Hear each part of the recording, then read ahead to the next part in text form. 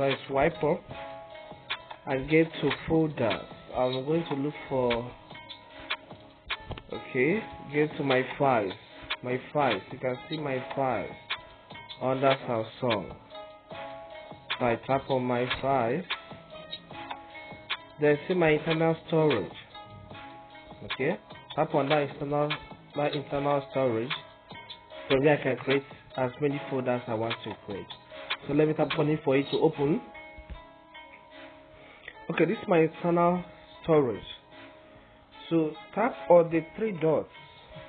That's the more button. Okay, position at the top right. You can see. Then let's create folder.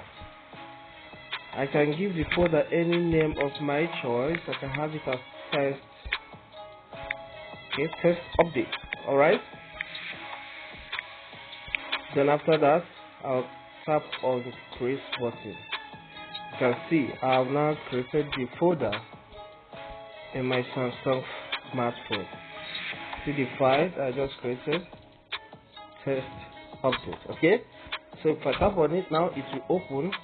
Still, I can even still create another folder inside this major folder by tapping on the more icon, then create folder. So it's as simple as that.